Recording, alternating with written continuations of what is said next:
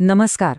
आता बघा, इराणसारख्या हजारो किलोमीटर दूर असलेल्या देशात काही संघर्ष झाला तर त्याचा थेट परिणाम आपल्या इथल्या शेतामधल्या पिकांवर होऊ शकतो.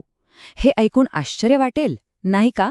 पण हे खरं आहे आणि आज आपण हीच जी काही गुंतागुंतीची साखळी आहे ना, ती अगदी सोप्या भाषेत समजून घेणार आहोत. वरवर पाहता प्रश्न अगदी साधा वाटतो, हो ना? की इतक्या दूर होणाऱ्या युद्धाचा आपल्या स्थानिक शेतीवर काय बरं परिणाम होणार? पण याचं उत्तर खरं सांगायचं तर खूप गुंतागुंतीचं आहे आणि थेट आपल्या रोजच्या जीवनाशी जोडलेलं आहे. चला तर मग या प्रश्नाचा मुळाशी जाऊया आणि उत्तर शोधायला सुरुवात करूया. तर ही सगळी प्रक्रिया कशी आहे माहितीये? एका साखळी प्रतिक्रियेसारखी. म्हणजे जसं डॉमिनोज एकामागे एक पडतात ना, तसंच काहीसं. आणि या साखळीची सगळ्यात पहिली आणि सगळ्यात महत्वाची कडी कोणती असेल? तर ती आहे मध्य पूर्वेत निर्माण होणारा तणाव आणि त्यातही इराणची भूमिका. म्हणजे बघा, सगळी सुरुवात होते इथून. इराण हा काही साधासुधा देश नाही. तो जगातल्या प्रमुख तेल उत्पादक देशांपैकी एक आहे. त्यामुळे साहजिकच जेव्हा या भागात युद्धासारखी किंवा तणावाची परिस्थिती निर्माण होते, तेव्हा संपूर्ण जागतिक बाजारपेठेत एक प्रकारची अस्थिरता पसरते. आणि ह्या अस्थिरतेचा पहिला आणि सगळ्यात थेट परिणाम काय होतो? तर कच्च्या तेलाच्या किमती भडकतात. का? कारण बाजारात एक भीती निर्माण होते की अरे आता तेलाचा पुरवठा थांबणार की काय?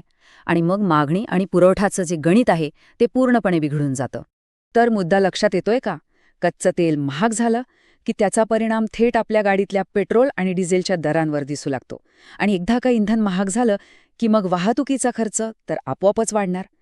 हीच आहे ती साखळी प्रतिक्रिया, जी सुरू होते जागतिक बाजारात आणि येऊन पोचते थेट आपल्या गावातल्या शेतापर्यंत. बरं, आता पुढचा टप्पा पाहूया. ही जी काही किंमत वाढ झालीये ती नेमकी आपल्या शेती क्षेत्रावर कसा परिणाम करते हे समजून घेऊया. कारण हा वाढलेला खर्च फक्त शहरांपुरता किंवा गाड्यांपुरता मर्यादित नाहीये. तो थेट आपल्या शेताच्या बांधापर्यंत पोहोचतो. मुख्यतः 3 मोठे परिणाम होतात शेतीच्या खर्चावर. एक, डिझेल महाग होतं. दुसरं, खतांच्या किमती वाढतात. आणि तिसरं, वाहतुकीचा खर्च वाढतो.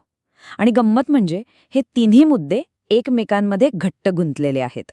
पहिला मुद्दा घेऊया, महाग डिझेल. आता विचार करा, आपल्याकडचे बहुतांश शेतकरी आजही शेतीच्या कामांसाठी कशावर अवलंबून आहेत?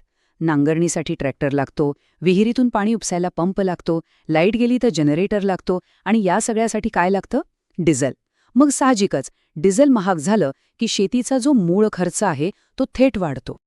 आता हा जो दुसरा मुद्दा आहे ना, तो खूप इंटरेस्टिंग आहे. याकडे आपलं पटकन लक्ष जात नाही. आपल्याला वाटतं खतांचा आणि तेलाचा काय संबंध? पण आहे.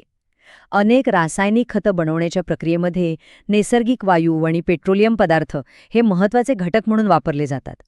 त्यामुळे जेव्हा आंतरराष्ट्रीय पातळीवर तेलाच्या पुरवठ्यात गडबड होते, तेव्हा त्याचा फटका थेट खतांच्या किमतींना बसतो आणि त्या वाढतात. आणि तिसरा, अगदी सरळ सोट परिणाम म्हणजे वाहतूक.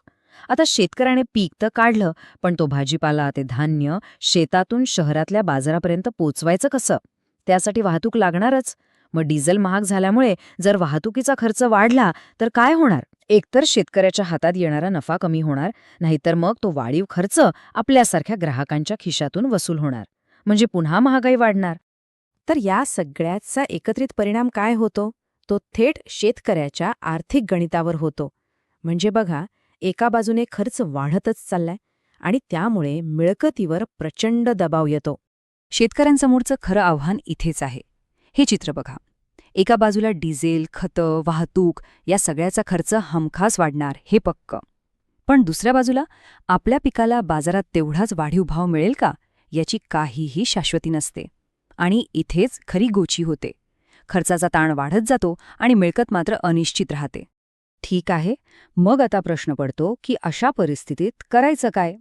हात बांधून बसून तर चालणार नाही. यावर नक्कीच काही उपाय आहेत.